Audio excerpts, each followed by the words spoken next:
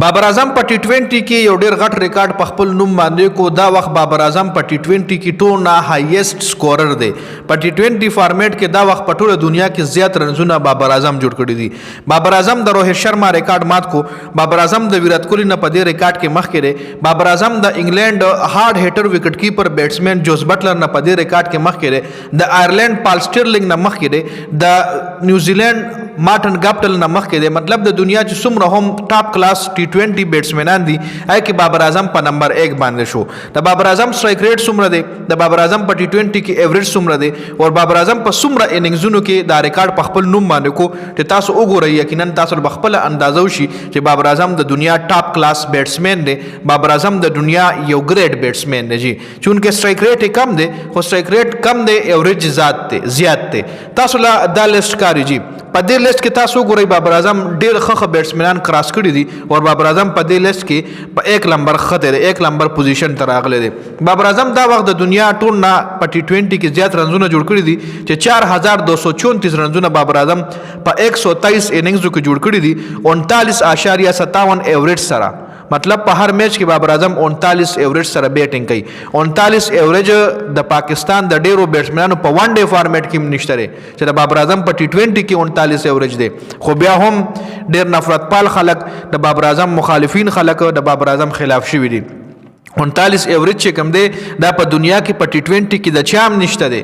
خبر پاسې سټرایک ریټ چې کوم دی د بابر اعظم 128 دی او سنچریان د بابر اعظم په ټي20 کې 3 سنچریان دي.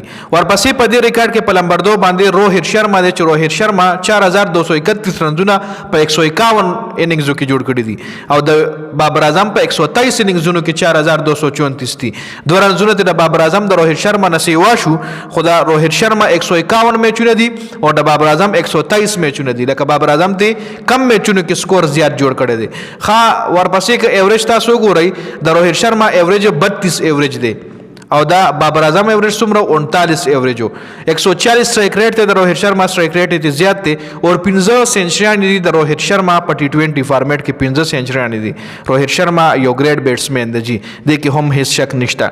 بیا په دې لیست کې په نمبر 3 ویرات کوهلی دی چې 117 اننګزونو کې 4188 رنزونه دي 48 ایوریج دی جی. 48 ایوریج دی د بابر اعظم 39 دی او دا ویرات کوهلی 48 ایوریج دی. 48 ایوریج د ډیرو بیټسمنانو په ون ډے او په ټیسټ کې نشته او د ویرات کوهلی په ټي20 کې 48 ایوریج دی. نو دینه هم دا ثابتېږي چې ویرات کوهلی ګریټ بیټسمن 137 سټرایک ریټ سره یو سنچری ده د ویرات کوهلی په ټي20 فارمیټ کې. روهت شرما او ویرات کوهلی الریډي د ټي20 نه ریټایرمنټ اخیستل دي. مطلب روهت شرما او ویرات کوهلی خو د بابر اعظم دا ریکارډ نشي ماتولی. ورپسې جوز بټلر دی چې د اوس هم ټي20 کرکټ کوي 132 میچونو کې 3839 رنزونه دي چې تقریبا 400 رنزونه د بابر اعظم نه کم دي. مطلب د بابر اعظم ریکارډ چې ماته د کې به ټایم لګي خو کچره بابر اعظم د ټي20 ټیم نه ډراپ نشو نو بابر اعظم به خپل رنز په مخ کې بوزي دا نه چې دا بدلته ولاړي. 35 ایوریج د 148 سټرایک ریټ ته جوز بټلر یو ښه بیټسمن 148 سټرایک ریټ سره د ښه بیټینګ کړی دی. یو سنچری هم د دشته دی. پال سټرلینګ د آیرلند کې لړی د 150 اننګزونو کې 3710 رنزونه د چې کم ایوریج د 26 ایوریج دی 134 سټرایک ریټ دی یو سنچری د هم دا. مارټن ګاپټل 118 اننګزو کې 3531 رنزونه دي 31 ایوریج دی 135 سټرایک ریټ دی او 2 سنچریان د مارټن ګاپټل هم په ټي20 فارمیټ کې دي. نو د کې ټول نه پټا باندې د رنز حساب سره هغه بابر اعظم شو چې په 123 رنزونو کې 4234 رنزونه بابر اعظم جوړ کړل او دا د بابر اعظم موست رن شو په ټي20 فارمیټ کې چې په دنیا کې 4234 رنزونه د چا هم په ټي20 فارمیټ کې نشته بغیر د بابر اعظم نه. نو دا د بابر اعظم یو بل مایلسټون چې تاسو سره مې شریک کو یو بل ریکارډ او دا به بابر اعظم دغه رنګ کې ساتي. خو پاکستان کرکټ بورډ لپاره دی چې بابر اعظم نه ډراپ کوي. بابر اعظم د ډراپ کېدو کلاډي نه دی غوړي. خیر دا اپډیټ شو د دې حواله سره تاسو سره دا کمنټ لازمي وکړئ.